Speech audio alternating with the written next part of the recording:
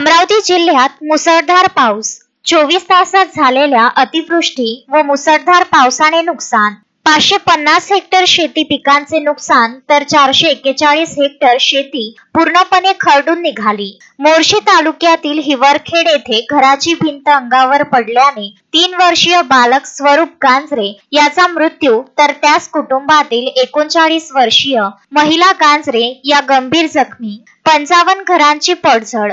गेल्या 3 दिवसांपासून अमरावती जिल्ह्यात पावसाची रिपरिप सुरूच।